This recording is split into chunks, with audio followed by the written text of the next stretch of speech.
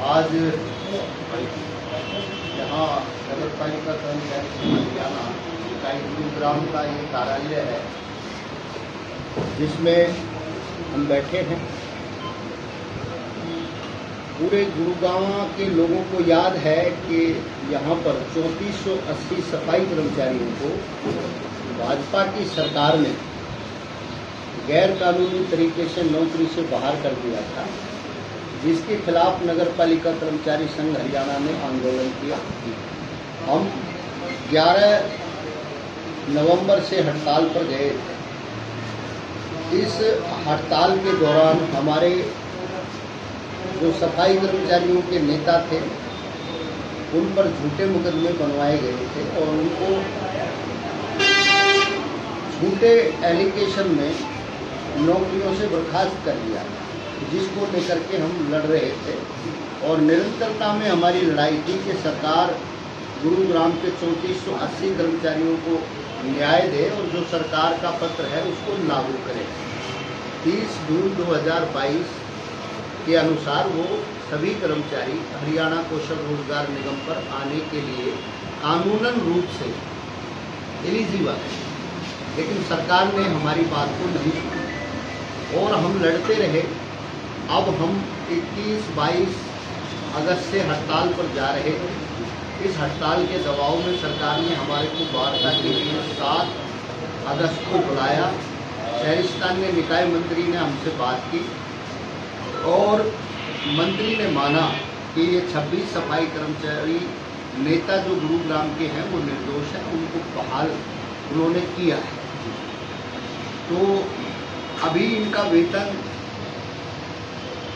बर्खास्त समय का नहीं दिया है और 86 दिन की हड़ताल का वेतन बकाया है और 3480 कर्मचारियों को अभी सरकार ने न्याय नहीं दिया है। इसके अलावा राज्य स्तर पर कच्चे कर्मचारियों को पक्का करने का सवाल था, जिस पर सरकार पीछे हट गई है और अब अन्य मांगे भी थी, लेकिन अब आचार संहिता प्रदेश में लागू हो गई है तो उसकी तो कल्पना नहीं की जा सकती 4 अक्टूबर तक। उसके बाद देखेंगे किसकी सरकार आएगी, जिसकी भी सरकार आएगी फिर उससे संघर्ष करेंगे।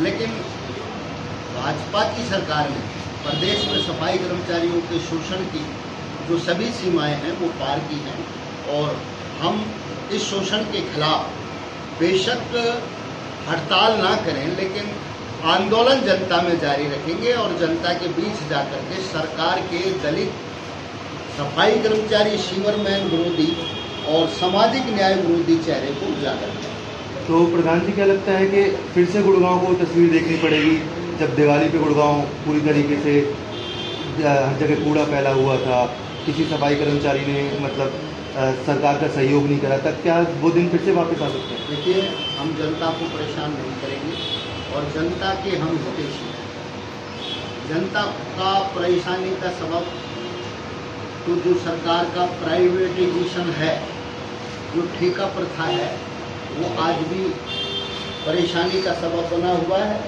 फरीदाबाद गुरुग्राम में आप देख सकते हो कूड़े के ढेर हैं। सफाई कर्मचारी आज भी निरंतरता में काम कर रहे हैं, लेकिन सफाई कर्मचारियों को भी इस देश के संविधान के अनुसार अपने मौलिक अधिकारों को प्राप्त करने के लिए संघर्ष करने का अधिकार है। इसलिए हम समय समय पर सरकार को पत्र लिख करके, सरकार के सामने प्रदर्शन करके ये मांग करते रहते हैं कि हमारी समस्याओं का समाधान करें, लेकिन ये सरकार सुनती नहीं है।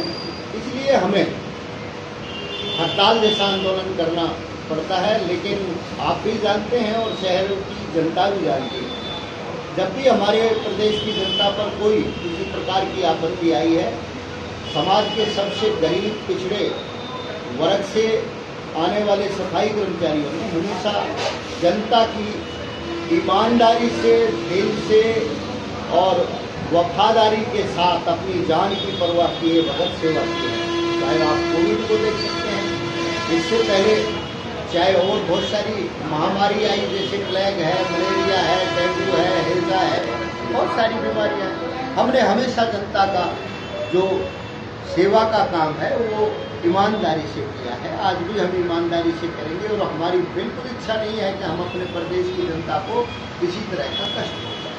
तो जी मतदाता होने के नाते इस बार आपका वोट क्या सरकार बदलने के लिए रहेगा? क्या आपका मत सरकार बदलनी चाहिए? देखिए, सरकार तो प्रदेश की 3.25 करोड़ जनता बदलेगी, लेकिन जहाँ तक हमारे वर्ग का सवाल है तो सरकार ने हमारे को बहुत ही प्रताड़ित किया है। यहाँ तक कि सरकार ने आंदोलन करने वाले सफाई कर्मचारियों को बदमाश तक बताया। तो जो गालियाँ हमें दी हैं, तो आज हमारा भी मौका है अपनी मन की बात कहने का, क्योंकि इस देश के संविधान के अनुसार मैं मतदाता हूँ और मुझे मतदान करने का हक है। तो जो लोग मुझे बदमाश बताते हैं, जिन लोगों ने मेरे अधिकार को छीना है, जिन लोगों ने मुझे गरीब बनाने की नीति बनाई है, जिन लोगों ने मेरे गरीब सफाई कर्मचारियों को कच्ची नौकरी पर करने के लिए मजबूर कर दिया है, जिस भाजपा की सरकार ने ठेकेदारों का उनको बढ़ावा देने का काम किया और गरीब समाज के सबसे जो निचले तबके से है सफाई कर्मचारी, उसको ठेकेदारों का गुलाम बना दिया, तो निश्चित तौर पर इस गुलामी के खिलाफ हम अपने मत का अधिकार का प्रयोग करें।